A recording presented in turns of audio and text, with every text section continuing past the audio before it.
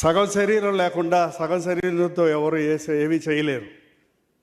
మరి దేవుని చిత్తంలో మా నాన్నగారు దైవ సేవకులు ఏర్పాటు చేసిన వివాహం జరిగింది.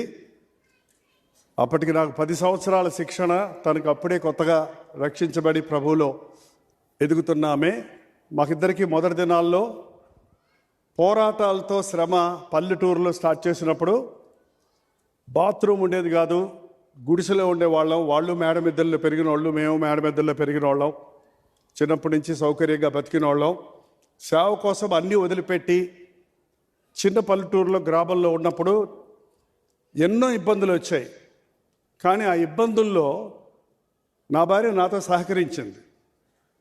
నేను గుడిసెలో ఉండనని కానీ, నేను బైక్ ఎక్కి రానని కానీ, నేను నడవలేనని కానీ, బస్సు ఎక్కి నడవాల్సి వచ్చేది. గర్భంతో ఉన్నప్పుడు కూడా నడిపించుకు తీసుకెళ్లేవాడిని సిటీ బస్ ఎక్కడానికి. అన్నిట్లో నాతో పాటు సహకరించింది. ఆ తర్వాత బిడ్డలు పుట్టిన తర్వాత నేను ఊర్లెమ్మట తిరుగుతూ ఉంటామే. నా పని సువార్త చేయటం మొదటి పని. ఒక్కరోజు కూడా ఊరుకోవడం నేను ఊరుకునేవాడిని కాదు. ఆ రోజుల్లో సైకిల్ వెళ్ళేవాడిని, లేకపోతే రిక్షాలు వెళ్ళేవాడిని, జట్కా గుర్ర బండ్లు, ఎడ్ల బండ్లు, లారీలు. అర్ధరాత్రులు 2-3 ఎక్కడున్నా నేను మీటింగ్ అయిన తర్వాత ఎక్కడ పడుకోను, ఎక్కడ ఉండను. అయిపోయిన వెంటనే ఇంటికి వచ్చేస్తాను. అర్ధరాత్రి తెల్లారుసావు 2 అయినా 3 అయినా. అప్పటి వరకు 3 బిడ్డలను పెట్టుకొని తాను ఇంట్లో ఒంటరిగా ఉండటం చిన్న పని కాదు, చిన్న విషయం కాదు. కానీ బిడ్డలను ప్రార్థనతో పెంచుకొని సేవకు మాత్రం ఎప్పుడు నాకు ఆటంకపరచకుండా సహకరించింది. తను బయటకు వచ్చి పెద్దగా పాటలు పాడటం, ప్రసంగాలు చేయటం అలాంటి పరిచర్య చేయకపోయినా ఇవాళ ఇలాంటి కుమారులు నాకు ఉన్నారంటే నా ప్రభావం కంటే తన ప్రభావం ఆ బిడ్డల మీద ఎక్కువ ఉంది. చిన్నప్పటి నుంచి దేవుని సేవ చేయాలి, దేవుని వాక్యం చదువుకోండి, ప్రార్థన చేసుకోండి, నాన్నని ఎదిరించకండి, తండ్రికి లోబడండి అని చెప్పింది. కాబట్టి అలాగ నా భార్య అన్ని విషయాల్లో నాతో సహకరించింది. కొన్ని సమస్యలు మాకు తట్టుకోలేనంత పరిస్థితులు వచ్చినప్పటికీ మా ఇద్దరి మధ్యలో కలవరాలు రాలేదు. కానీ మా అత్తమామల ద్వారా కొన్ని ఇబ్బందులు కలిగినప్పటికీ దేవుడు నా భార్య కష్టపడతావు, అమ్మ నాన్న ఒప్పుకోరు కదా, అంటే మీ అమ్మ నాన్న ఒప్పుకోరు కదా, అలాంటప్పుడు కూడా నాతో సహకరించింది కానీ వారి తల్లిదండ్రులతో ఏకీభించలేదు. కాబట్టి ప్రారంభ దినాల్లో అలా కష్టపడి పరిచర్యలు సాగాం. ఆ తర్వాత కూడా బిడ్డలు పెద్దవాళ్ళు అయిన తర్వాత ఎక్కడికి వెళ్ళినా మేము అందరం కలిసి వెళ్ళేవాళ్ళం. చిన్నప్పటి నుంచి కూడా అందరం కలిసి వెళ్తామే. భార్య బిడ్డలు 3 పెట్టుకొని మీరు ఊహించారో లేదో, చిన్న మొఫెట్ ఉండేది. ఆ మొఫెట్లో జోసఫ్ ప్రకాష్, మైకేల్ ప్రకాష్ ముందు ఒక చిన్న సీట్ వేసుకొని దాని మీద కూర్చుంటారు. వెనకాల భార్య రాజ్ ప్రకాష్ని ఎత్తుకొని కూర్చుంటుంది. నేనేమో డ్రైవర్ని అనమాట. ఆ ఊర్లన్నీ తిరిగేవాళ్ళం. చిన్నపిల్లలు అప్పుడు చంటి పిల్లల్ని సంకన వేసుకొని తిరిగేది. ఎక్కడికి వెళ్ళినా పిల్లలు నిద్రపోతారంటే అక్కడే నిద్రపోవటమే, అక్కడే కూర్చోబెడతామే, అందరితో పాటు పడుకోబెడతామే ఆ మట్టిలోని. అలాగే పెంచారు కాబట్టి ఇవాళ నా బిడ్డలు నాతో ఉన్నారు. లేకపోతే అమెరికా పోయి ఉంటే ఈ పాటికి ఇక్కడ ఉండేవాళ్ళు కాదు. మరి నా బిడ్డలు ఎప్పుడు కూడా మమ్మల్ని అమెరికా పంపలేదే, చదువుకోవడానికి ఇంటర్నేషనల్ స్కూల్స్లో వేయలేదే అని నన్ను ఎప్పుడు అడగలేదు. అలాంటి స్కూల్స్లో చదివిన వారికి, ఇతర దేశాలకు వెళ్ళిన వారికి అంటే ఇవాళ దేవుడు అనేక తలాంతులు నా బిడ్డలకు ఇచ్చారన్నది మీరే చూస్తున్నారు.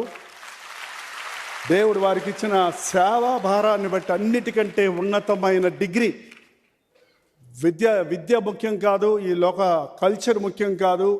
ఆత్మల భారం, సేవా భారం కలగడానికి నా భార్య సహకరిస్తుంది. ఇప్పుడు కూడా రావాలని ఆశపడింది వాళ్ళు ఇక్కడ ఉండడానికి. మళ్ళీ రేపు హైదరాబాద్లో మీటింగ్ ఉంది కాబట్టి రాత్రి నేనైతే ప్రయాణం చేసి వెళ్ళిపోతాను.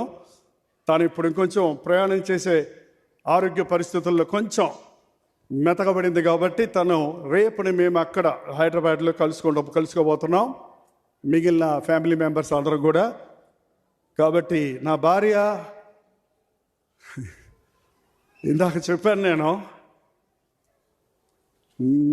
అడిగింది ఒకటే. వివాహ సమయంలో మా మామగారు అడిగారు కట్నాలా కానుకలా ఏం కావాలి, ఎంత కావాలి అని అడిగితే మా నాన్నగారు ఒకటే మాట చెప్పారు, మా కట్నాలు కానుకలు కులబో పట్టింపులు ఏమీ లేవండి. మా అబ్బాయి సేవ చేస్తున్నాడు, సేవలో కష్టాలు ఉంటాయి, కష్టపడే అమ్మాయి కావాలి. అంటే నేను కష్టపడతాను అని నా కాబోయే భార్య, ఆ రోజుల్లో కాబోయే భార్య, ఇప్పుడు భార్య చెప్పిందట. సో అప్పుడు వచ్చి నేను కొండలు ఎక్కాలి, నీలగిరి కొండలు ఉండేవాడిని. కొండలు ఎక్కాలి, ఎక్కగలవా అంటే నేను కాశ్మీర్ కొండలు ఎక్కాను మిలిటరీ ట్రైనింగ్కి, ఎక్కేస్తాను అంది.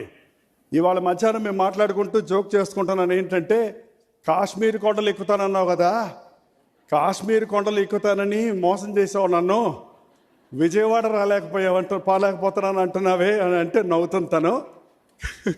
కాబట్టి అన్ని విషయాల్లో నాతో సహకరించే భార్యను, దాగుండి సేవ చేసే స్త్రీలు बहुत తక్కువ అండి ఈ రోజున. కొన్ని మనస్మర్థనలు వస్తాయి, సమస్యలు వస్తాయి, కానీ ప్రేమ వాటన్నిటిని కప్పుతుందన్నది, ప్రేమ క్షమిస్తుందన్నది, ప్రేమ సహిస్తుందన్నది భార్య ద్వారా నేను ఎన్నో పాఠాలు నేర్చుకున్నాను. భార్య విషయంలో నా సొంత శరీరాన్ని నేను ప్రేమించలేకపోతే ఇంకెవరిని ప్రేమించలేము కదా.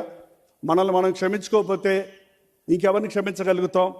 కాబట్టి అనేక పాఠాలు నాకు నేర్పించాయి. తర్వాత నా బిడ్డలు నాకంటే, నిజంగా చెప్తున్నాను నేను మనస్ఫూర్తిగా, నా బిడ్డలు నాకంటే ఓవర్ షార్ప్. వాళ్ళకి ఎక్కడి నుంచి వచ్చిందా ఈ షార్ప్ అని అప్పుడప్పుడు ఆలోచిస్తే, ఓహో వాళ్ళ అమ్మది కాబోలు అని నేనే జవాబు చెప్పుకుంటున్నాను. నా భార్య చాలా చురుకైంది, చాలా సిక్స్త్ సెన్స్ అంటారు చూసారా, వెంటనే పసిగట్టుద్ది అన్నమాట తను. కాబట్టి she was behind me and we were able to do this ministry. God bless you. Thank you.